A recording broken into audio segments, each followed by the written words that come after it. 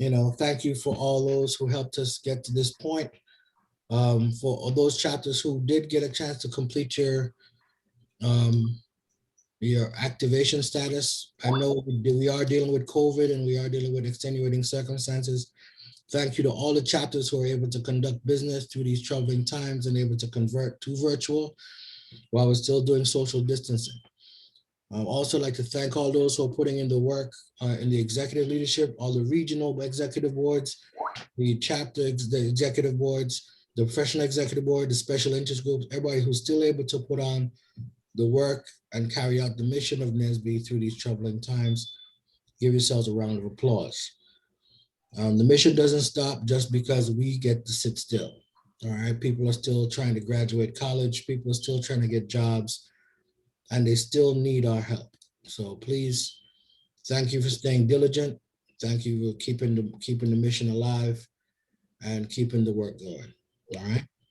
Today is a continuation of our Q&A for our candidates for the Professional Executive Board.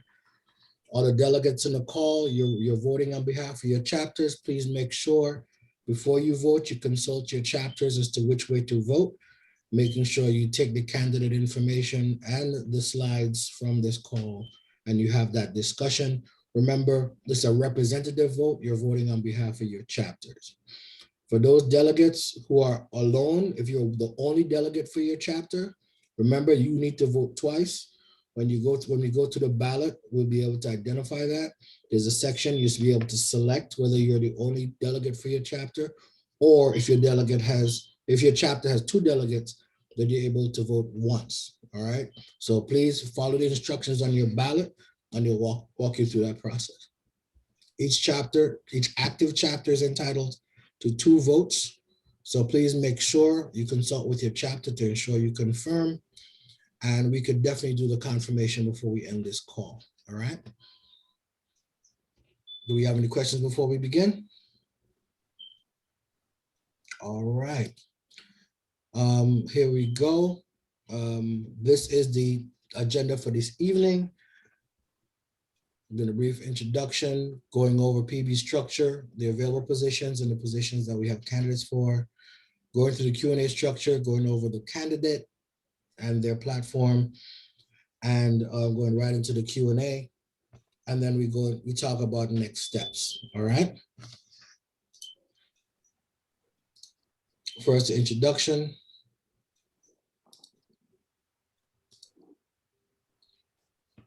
The PEB structures as follows. We do have elected and appointed positions. Elected positions are voted on via the chapter delegates. Appointed positions are interviewed and voted upon. Most of the executive board has 2-year roles, except for the chair-elect and the treasurer-elect.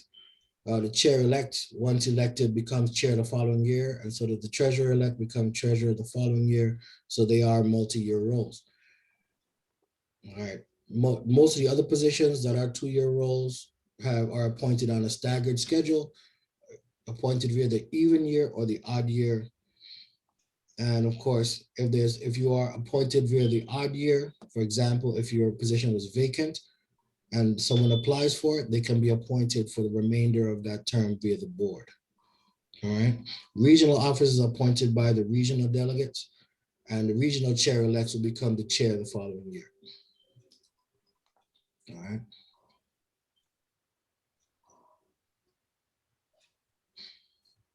All right. Do we have any questions? All right. These are the positions that are elected via the even year: professional secretary, talent development, technical excellence, pre-CI or pre-college initiative, and the collegiate initiative. For those people serving in these roles currently will be returning. If those positions are vacant, they'll be opened up for applications via the application online. If you're interested, please, of any positions, please look under to see positions that are available. All right. These are the positions that are odd year, along with the chair and the treasurer-elect. And the positions that are currently vacant.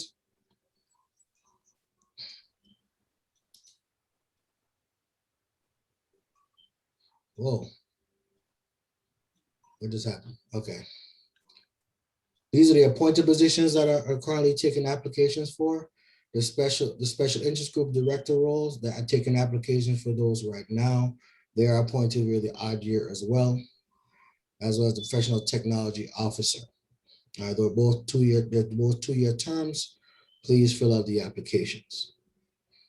The 1-year terms below, the parliamentarian, technical professional conference chair, and professional development conference chair. The applications are open, and they both have special appointment processes for both of the TPC positions. Please contact us after if you're interested. All right, we go right into the Q&A structure. This year, since the candidate for chair-elect is the chair-elect candidate, we will be given a 2 to 3 minute introduction. Floor will be open for 30 minutes. When we get to the 15-minute mark, the speakers list will be closed, so no further questions will be received. So please take the time to fill out your question ahead of time before the time expires. Please ask your questions through the chat, and those who are called in via the phone, we will allot some time for those on the phone to ask your questions. Once all the delegate questions have been asked, I will give an opportunity to members of the PEB to ask questions who are on the call, as well as any last-minute questions that have been added through the chat. Remember to put your questions in the chat as early as possible to make sure you're in there before the time expires. All right. The delegates will have priority in the question asking period. So if you asked your question and we didn't get to it yet, please be patient. We will make sure to get through all the questions before the time expires. All right, the candidate will have 2 minutes to answer each question, but I do ask the candidate to be brief and concise. All right, are we ready to begin? All right, please turn your speakers up to hear the video, and the intro video is here. Our candidate for our National Professionals Chair-Elect, Brother Arthur Edge. Arthur, could you say hello? Take yourself off mute. Hey, everybody. Look forward to engaging this evening. All right, let's move right along.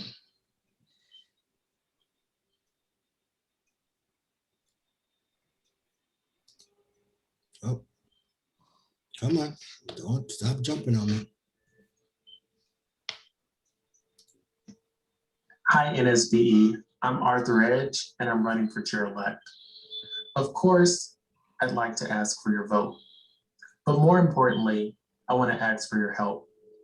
I've spent the last several months deliberating the future of our organization, and I asked myself 2 questions. 1, why chair-elect? And 2, why now? I started in Nesbi as a Nesbi junior member, obviously several years ago. But since that time, my membership has never lapsed, and currently as a lifetime member, it never will.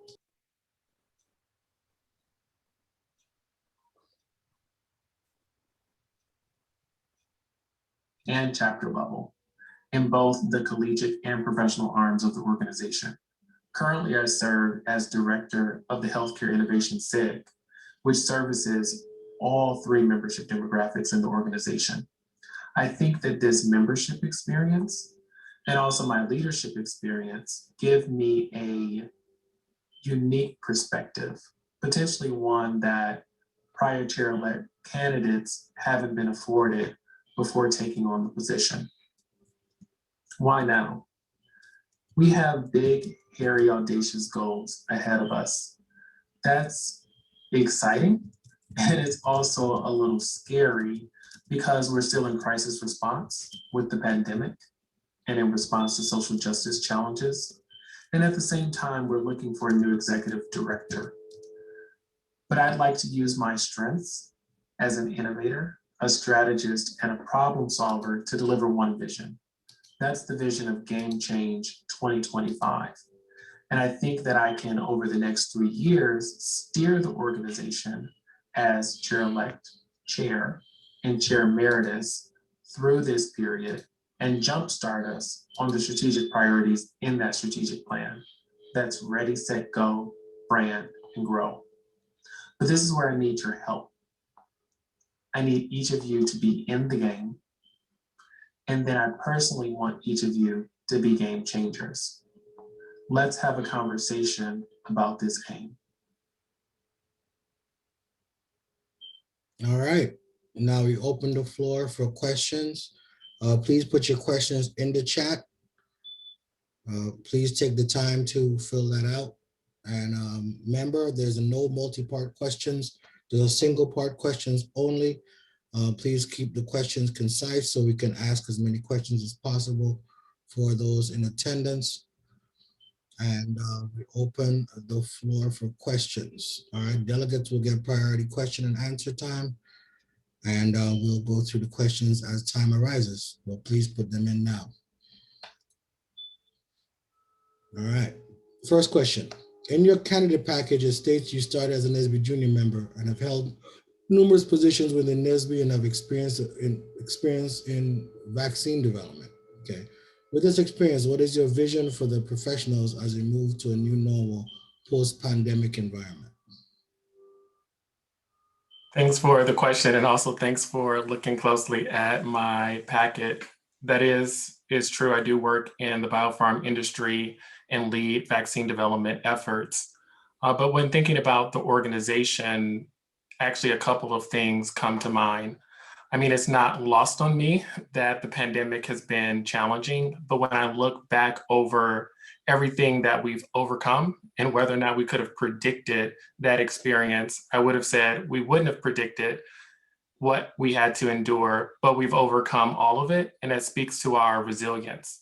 I think some of the things that we've learned are around how to do virtual programming better. And so doing hybrid programming should definitely be a part of something we, I think, sustain after we come back into in-person programs, meetings, et cetera, probably in 2020, fingers crossed. Something that I think that we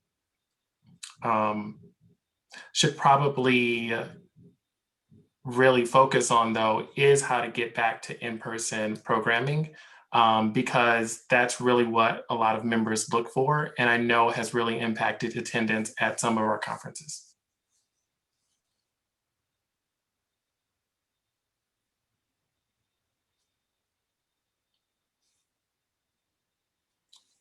I think you're on mute, Kwame. Thank you. Multitasking does not help. Okay, how has your experience as president of one of the largest professionals chapter and special interest group director prepared you for this position? Yeah, I'm thinking back to my time being the DC chapter president. It's sometimes a blessing and a curse leading a large and mature chapter.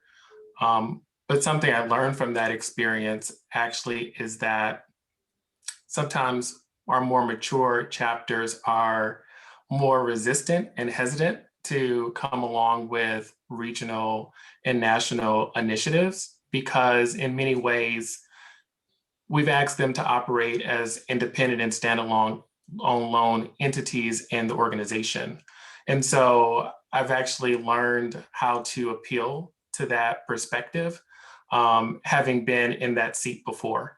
I think that there's opportunities to overcome that, working closely with chapters specifically to drive funding from our regional and national budgets to chapters. And I'm happy to elaborate on that more.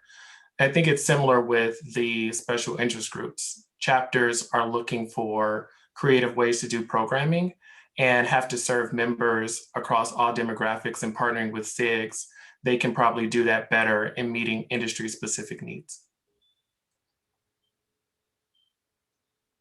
Okay, next question.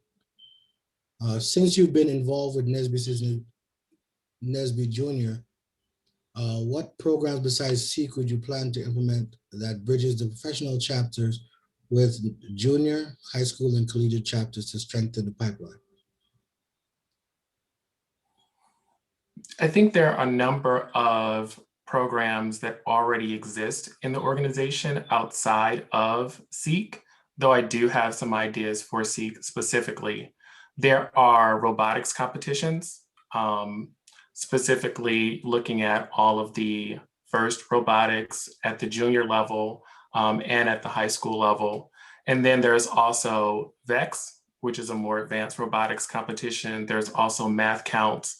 We've become very good at executing these, but we haven't really charged chapters at being the owners of hosting and executing those programs and competitions. And I think working with professional chapters to be hosts of those in their cities, or with Nesbi junior chapters that they might mentor, can help to bridge that gap.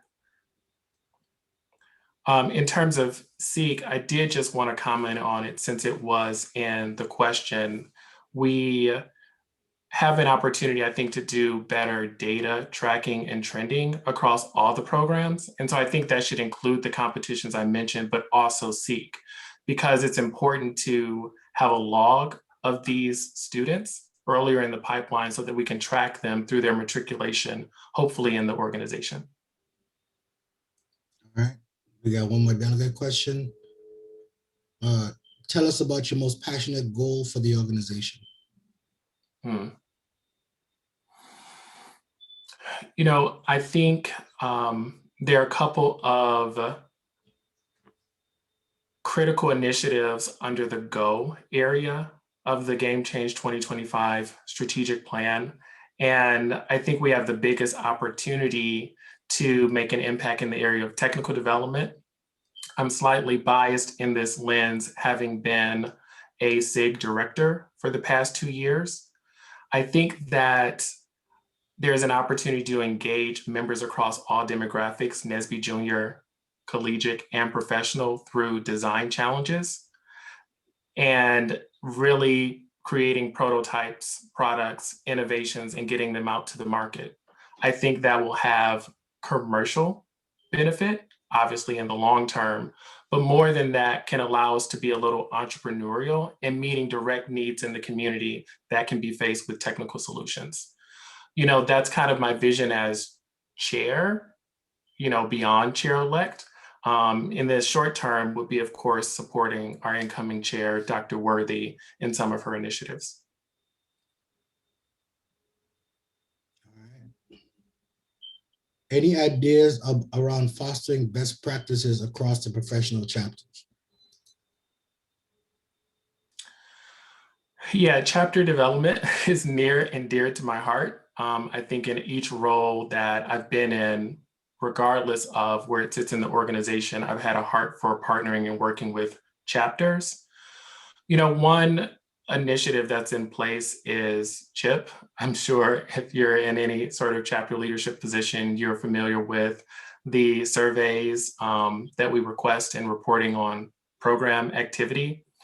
I think there is an opportunity to look at revising CHIP to offer some feedback mechanisms and sharing the content in CHIP across chapters.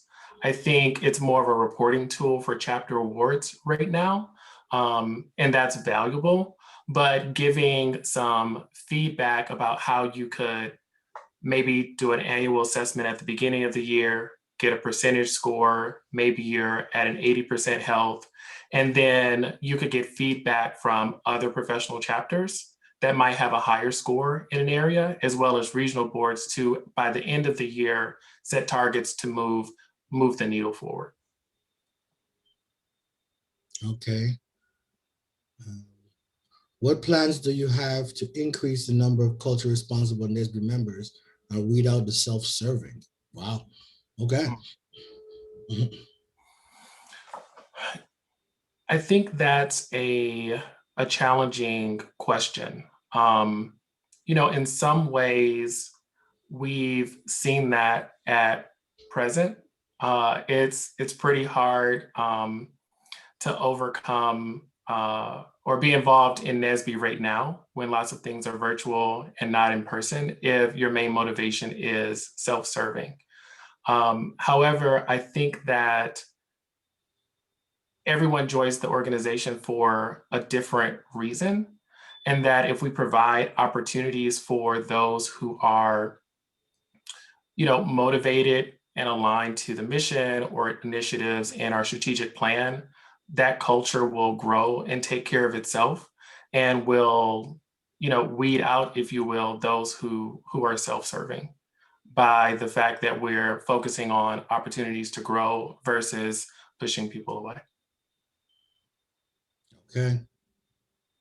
What is your plan to work with WHQ going forward?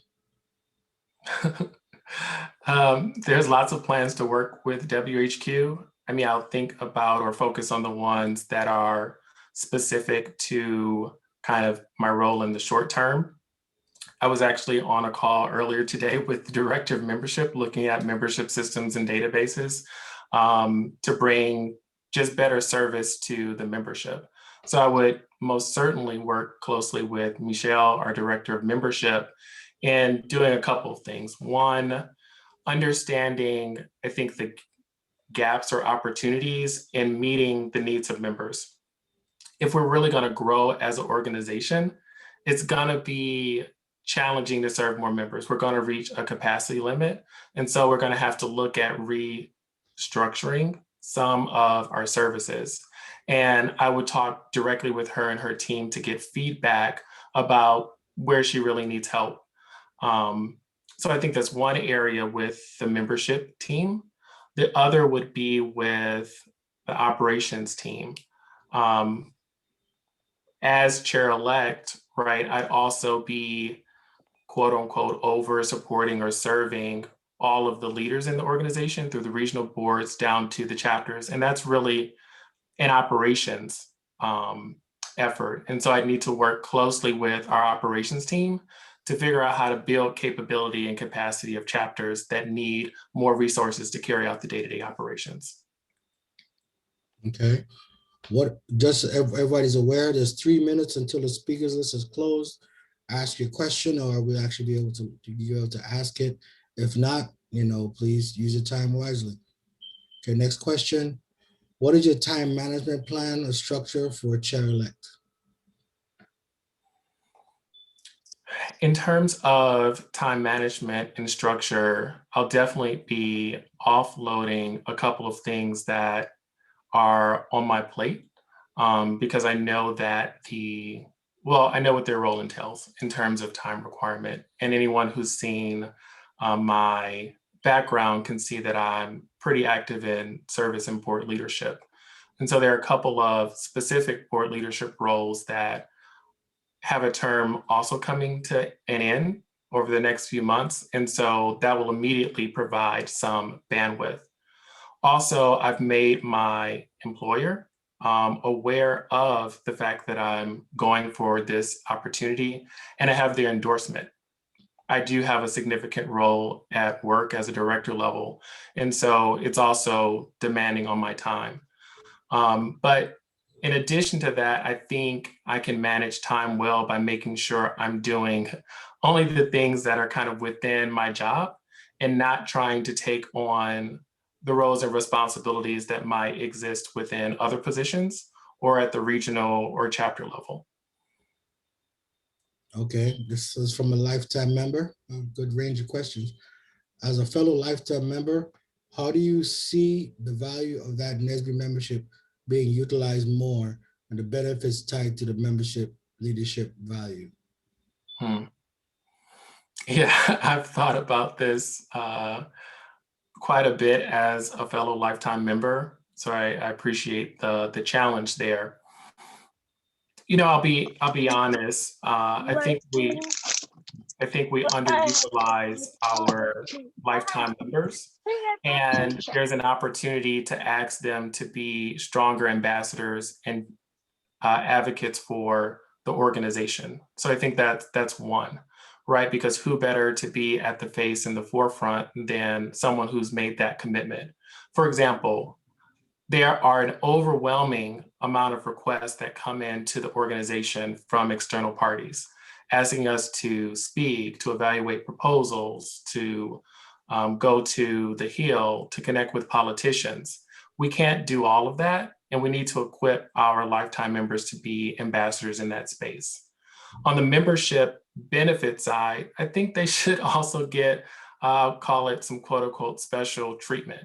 For example, it's probably low-hanging fruit to, when we have high-profile speakers at conferences, to have a VIP session before or after for lifetime members, access only for a meet and greet. I think we can facilitate things like that. That would go a long way, and that would be a seed for building further philanthropic activities in the organization. All right, I see the PEB questions are adding up. All right. Okay, 20 seconds until we close the speakers list. Okay, in our professional chapter, we have a unified alliance with all of the local collegiate chapters and other Black STEM organizations within our area, where we collaborate and share resources, and host events that benefits the members down the pipeline. Would this model be implemented as a part of your vision? If I'm understanding the question, it seems like we're looking to understand, will there be integration and alignment of activities at the local level between the various chapter types? And the short answer is yes, absolutely. And that's also defined within the strategic plan, and I think it's one of the bullets on my slide about aligning activities. The speakers list is now closed.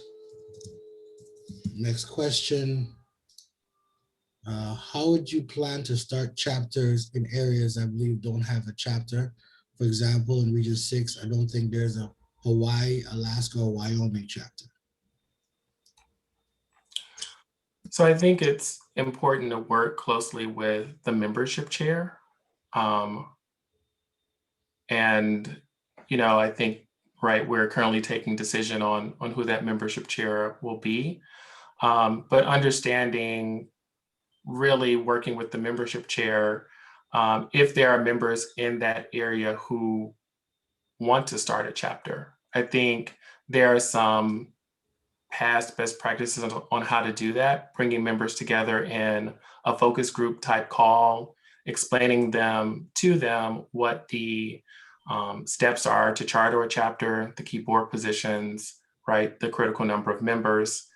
But also, I think if there is a desire to start new chapters, they need a little more uplift. It's a lot of work, right, to manage a chapter.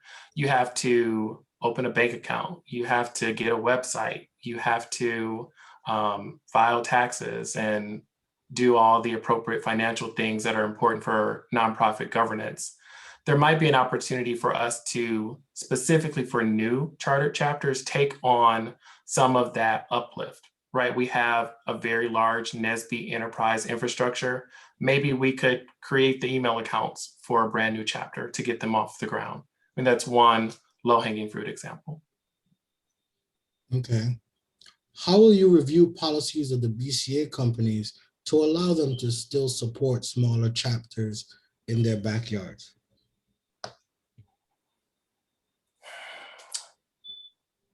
Yeah, there is, I think, some alignment and partnership that can benefit our relationship with BCA companies.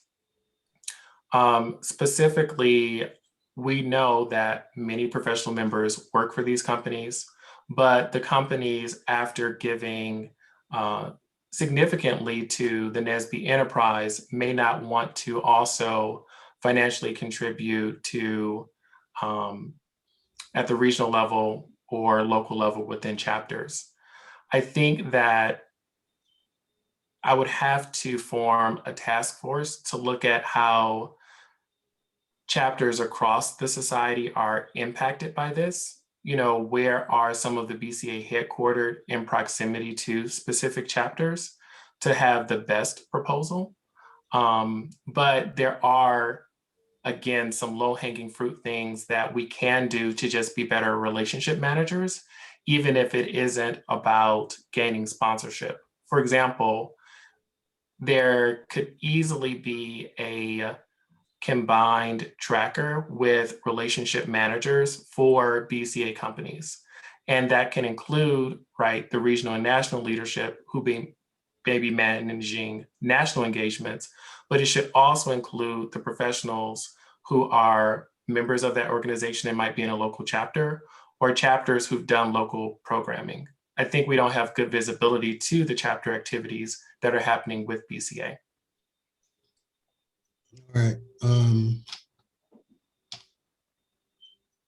I got a couple more questions here. Before we get into the PEB questions, we want to give an opportunity for those on the phone, but we just ask our last delegate question and then we go to the phones. Okay, COVID-19 has rocked the world and proven that we can do a lot of things virtually that we never thought we could before.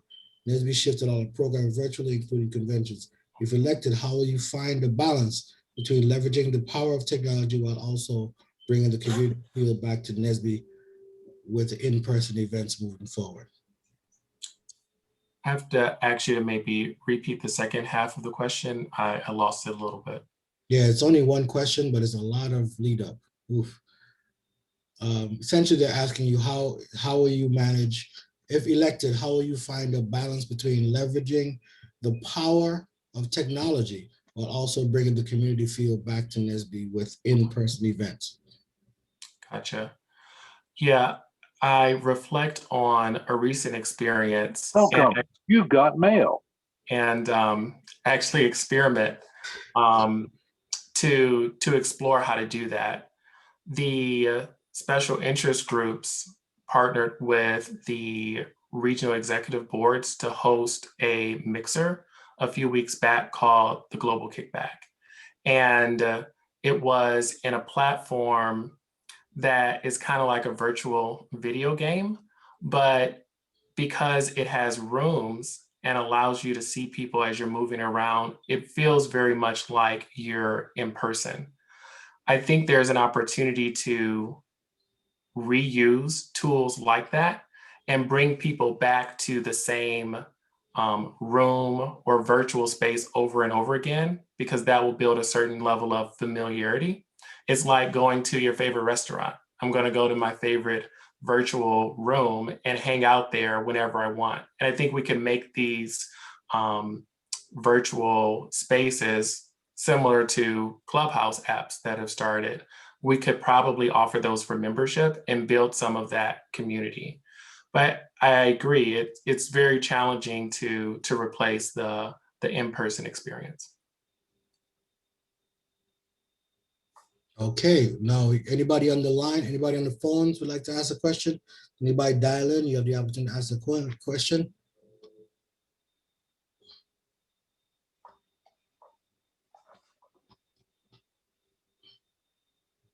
All right, let me go to begin our PEB questions. One, if you were to take a temperature check right now of the Nesbi professionals, what gaps exist right now and how will you course correct in your first 30, 60, 90 days as the chair-elect? Yeah, thanks for the question, Camila. One that does require a great deal of thought. I mean, I think there are a few areas where there's opportunity for growth and improvement. I have to state the obvious, right? There's a shortage still of leaders running for leadership positions in the organization. And it is impossible to operate and execute the work of Nesbi without our volunteer leadership, right? We know that there are hundreds of leaders across the organization. And so, within the first 30, 60 days, I think it's important to take that and put it in more of a dashboard metric, right? To be able to say, hey, there are this many open leadership positions. What are the direct actions we need to take to fill those positions? Because it'll be very hard to start doing some of the work of the critical initiatives without filling those positions. In addition, in the first 30, 60, 90 days, right, we'll be approaching the end of the term, thinking about transitioning and getting the new budget in place for the next fiscal year. And, we've been able to fortunately gain and raise a lot of revenue within the professional arm of the organization, but the spend has been light. I think there's an opportunity to think about how to realize higher spend through the end of the fiscal year, but also to maybe think about deferring some money to the next board, specifically to fund critical initiatives in the strategy, kind of as an investment. And that would definitely be on my priorities for those first 30, 60, 90 days. We do have a lot more questions there. Our next PEB question is from Eric. How do you plan to convince chapters to do their part in supporting the implementation of Game Change 2025? Yeah, I spoke a little bit to this earlier that, chapters as well as members as individuals are not going to readily just come on board unless they are asked and engaged. I think that the plan to date really focuses on what needs to be done, but not the how. The strategic planning team is currently looking at implementation and focusing on how to do that, but that's the time to now bring in chapters so that we have their buy-in. Having real grassroots level ideas of how they can implement the plan. So I think that's first. Second, it's really providing funding. If there is a critical initiative that it makes sense to do in LA or it makes sense to do in Philly, we need to put budget there and the programming happens within the chapters. So I think there will be an almost immediate buy-in and accountability by funding those chapters' budgets to do the work. Last but not least, this has been tried and true in Nesbi doing roadshows, that even if maybe chapter leaders don't have initial buy-in, chapter leaders, of course, work for and support their members. And there's a special feeling that, and I can't explain why it happens, when a leader comes from the regional or national level to visit a chapter, it makes that chapter feel special and brings a certain level of excitement. And so with those road shows, you can kind of build some momentum and pull factor, getting the members excited, and then the chapter leaders may follow. All right. Just so you're aware, we are going to complete all the questions that were submitted prior to the speakers list being closed. So as the timer winds down, please everybody be patient with us as we complete these questions. We do have a lot of questions to go through. All right, we did have one delegate question that I did miss. I do apologize. Let me make sure I'm able to identify it here. In line with the advances that the SIG has made this year, and from a SIG leadership perspective, how would you like to see the SIG position going forward in terms of resource allocation, participation levels, and decision-making, et cetera, et cetera? Yeah, the SIGs are and have become a unique entity within the organization. They're kind of like a professional chapter, but they actually have collegiate and professional members. They're kind of like a regional board and sitting under the PEB, but they have national scope. They also are somewhat like our world headquarters staff in that they field requests from outside the organization and represent the organization. And there's a bit of more resource needed to give SIGs the agility to do all of that work well. In terms of the SIGs, there's 11 of them now, each of them maybe with 5 board members. So that probably makes their leadership structure the size of all the regions or comparable. There might be a need to similarly assemble a task force to look at what should the governance structure be for the SIGs. Should they still sit, with the PEB? Should they sit aside the PEB as they're servicing the entire organization? And I think that that governance structure can help give motivation to prioritizing some of these allocation of resources and decision making. You know, members on the call should note that, right, SIG directors only in the last 2 years have become recognized as a part of the professionals operating guideline. And, you know, that's not a shot. It's just historically SIGs have been very grassroots, starting at the membership level, but now they are becoming more integrated.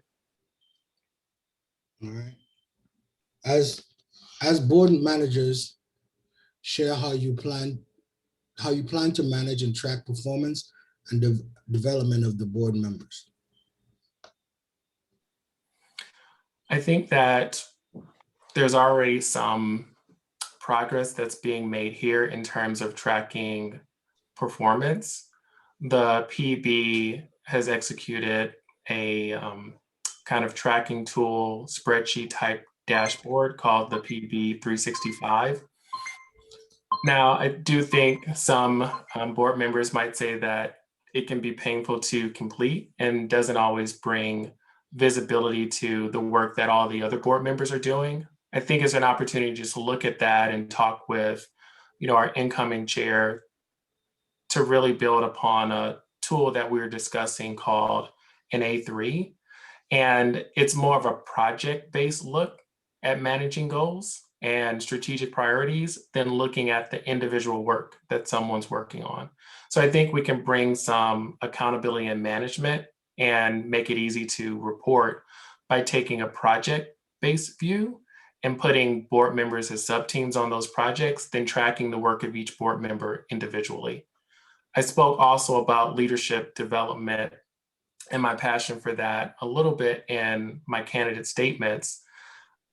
It's important to know where board members want to grow and develop right now in their careers, and then look across those projects that the board is charged with to see how to appropriately staff those. There's the work that, of course, you need to do functionally within your position, but I think it's pretty easy to allow board members to stretch into roles where they can personally develop and take that experience outside of Nesbi to benefit them personally.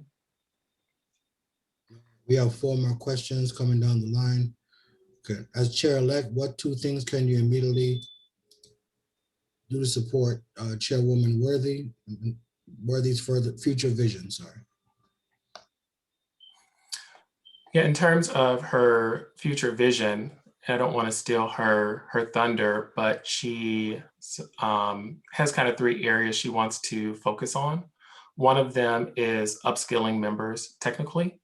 Another one is increasing kind of the brand and recognition of the organization globally in doing work and serving all Black members of the diaspora around the world. And last but not least, taking efforts in the area of kind of our corporate citizenship, right? Being good stewards there.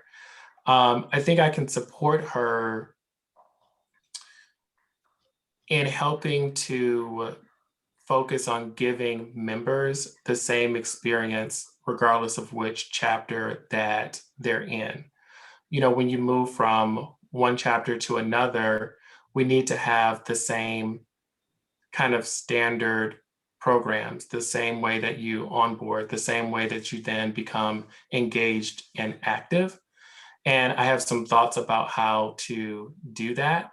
I think one low-hanging fruit, right, on that theme of first 100 days is taking Game Change 2025 and working with the board to distill that down into from a 40-page document to, you know, maybe a 5-page document, 1 page for each initiative, and helping to disseminate and cascade that through the organization. Also, I think that can be replicated in the corporate partnership guides and having them focused on funding the critical initiatives there. And that will by design support what she's trying to do. Okay. As a leader of the membership zone, how will you engage more with international members?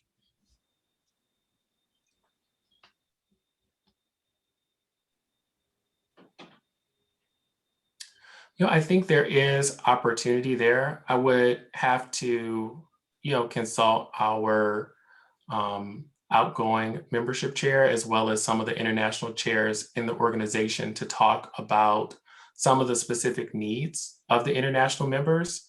Because saying international member is, I think, really not a fair bucket, right? You really have to look at the country that that member is a part of and what their experience is there.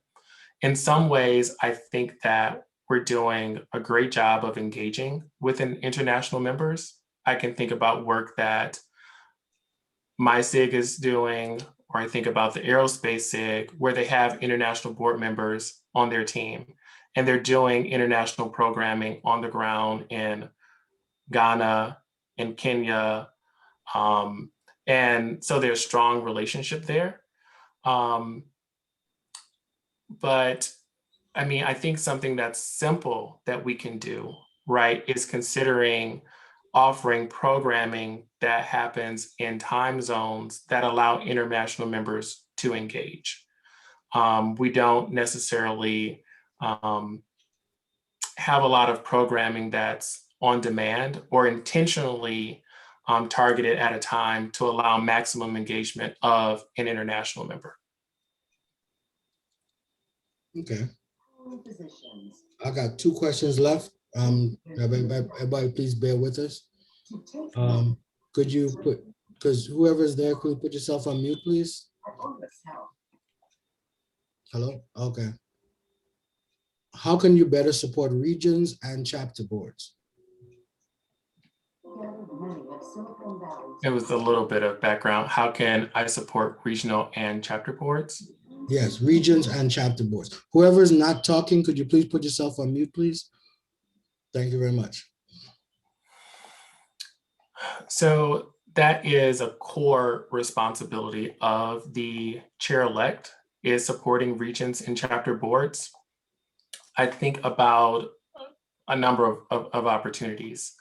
One, I'll talk about regional boards. Over time, I think that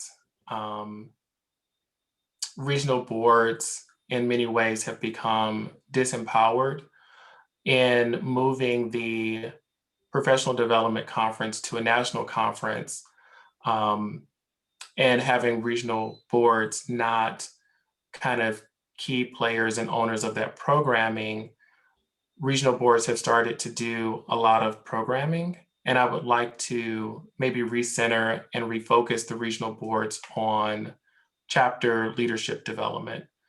So for example, if there are 20 chapters in your region and 10 of them, 50%, have filed their taxes in the last 2 years, then how can that regional board be charged with helping those chapters, the other 10 that haven't filed their taxes, to improve that metric so that we can track and trend those type of regional health metrics? I think that will by default help chapter boards by really making regional boards equipped to train and develop those chapter leaders. Also, it's important to focus on the value of leadership. It's also not lost on me that there are some Nesbi scars that come from being a leader, and Nesbi burnout is real. And I think we need to right size volunteer work. This is just a seed idea, but I've seen from benchmarking in other organizations that chapters, for example, in the International Society of Pharmaceutical Engineering, chapters have dedicated contract project managers who support those chapter leaders, and it gives them great capacity. And so if you can have someone dedicated to do work that's needed, then maybe your work as a board member is lighter and more practical. All right, and our last question is, what positive impact on the community level do you envision from the goal portion of the Game Change 2025?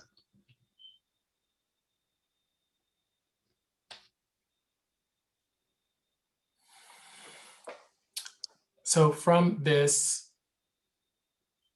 I really think back to opportunities to engage the community through delivering technical solutions. That's really what's in our wheelhouse as engineers. And I think there's an opportunity to build some stronger, I'll just call them ecosystems, right? Can you, as one of the earlier questions alluded to, have true partnership between a Nesbi Junior, a collegiate, and a professional chapter? And the goal of all three of those chapters collectively be to solve a problem or challenge in the city where those chapters are situated. I think that's how we'll have community level impact. It'll look different in each city because each city has different challenges. But that's more of the model that I think we have an opportunity to move towards at that level. All right, that was our last question. Thank you, everybody, for the time. I know we went over by a substantial amount. I do apologize. I did mismanage our time in terms of the speakers list. I did allow a lot more questions to be entered. However, we do want to ensure as many people ask questions as possible to ensure our members and our delegates get to vet our candidate. Arthur, you have a 2-minute period to do a wrap up and let everybody know why you want to serve. Thank you. I'm really excited about the opportunity to serve as chair-elect. I am really inspired by all the questions and really all of the positive well wishes that I've received since announcing my candidacy. In my opening video, I want to revisit an ask that I made. I want each of us to be a part of Game Change 2025, not only if I become chair-elect, right? But we cannot move forward in achieving that aim without every single person in the organization. We need to make the strategic plan plain and to equip each member in each chapter with the tools they need to execute the plan.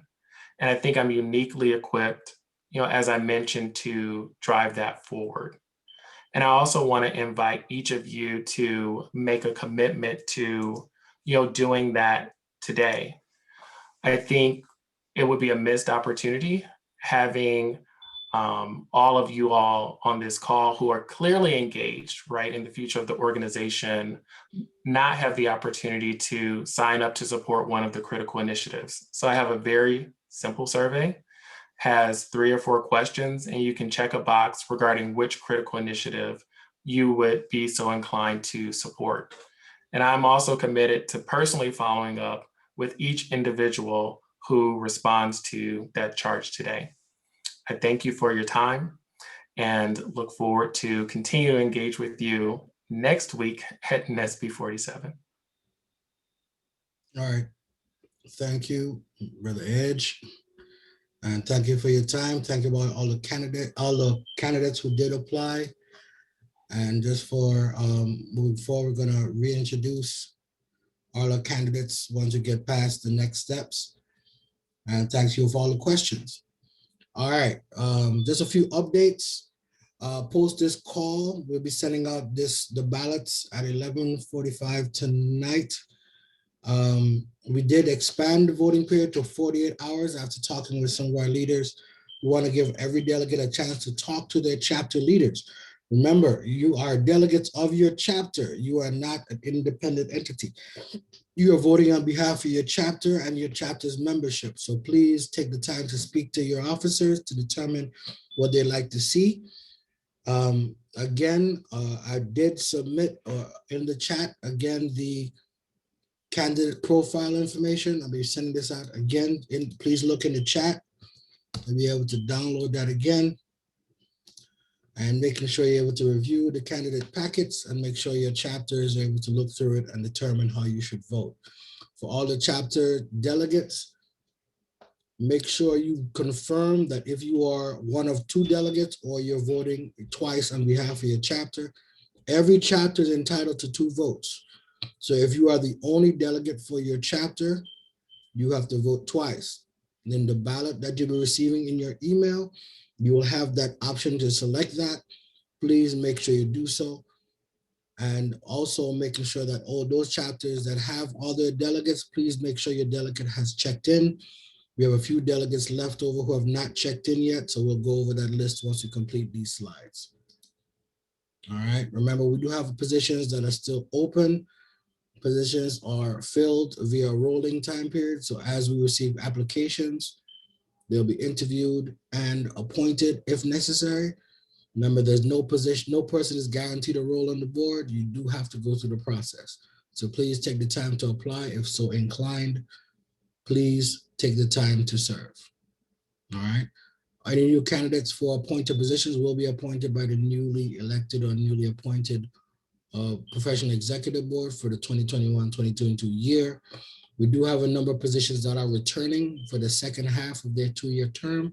That will be announced again at Nesbi 47.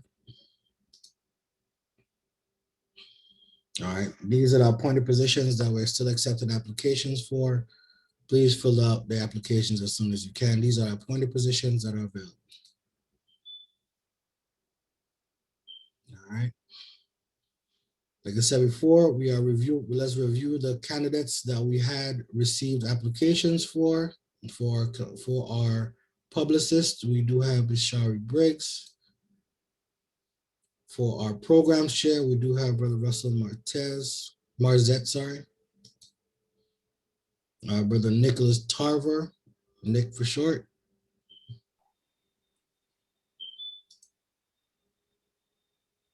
And we have Brother Arthur. So please look out for your ballot that's coming this evening.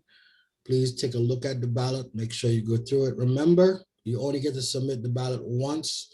If you have any technical difficulty, please email me as soon as possible. pebparliamentarian@nesbi.org. That's pebparliamentarian@nesbi.org. All right, here are your candidates once more. Please remember their names because the names will be on the ballot. All right. I do apologize. This last slide needs to be updated. Is a 48-hour window for voting. Do you have any last minute questions? Does anybody have any last minute questions? Please ask it in the chat. Please take the time to review the candidate package. And we want to make sure everybody gets an opportunity to vote. If your chapter unfortunately did not get a chance to return to active status prior to the deadline, I do apologize. We do have to ensure that we have a verified list of delegates. So thank you for your participation in the Q&As. Please make sure in the upcoming operating year, your chapter does become active sooner rather than later. Remember, this is a representative democracy, and if you're not an active chapter, we kind of recognize you as part of the process. We want to make sure all our chapters are active as soon as possible so we can begin interacting with you and working with you and providing as much support as possible and to support our members. All right. Remember, our chapters are the source of our programming as primary delivery elements to our membership. So we do appreciate you. Please help us get through the process. Thanks again for the participation of all our delegates and all our representatives. Thank you to the PEB for being on the call and asking some good questions, as well as all the delegates on the call. Please look out for your ballots that will be coming in your email. And again, thanks again. Now, Mommy, there's a question about the time zone for when voting begins and ends. Can you address that question? Sure. The time zone is Eastern Standard Time, as we reverted back to Eastern Standard Time this past weekend. So we are 11:59 Eastern Standard Time. So the ballot will be going out 11:59 tonight, Eastern Standard Time. You have 48 hours to vote. That's 48 hours, 2 days. So everybody needs to vote before the end of April 1st, 11:59 p.m. Please make sure when you receive your ballots that we're able to confer with you and your chapter officers to decide how you should proceed. All right, I got Tawana, I got Miss Teachy. You think you checked in already? Alex, thank you very much. So we're on our way.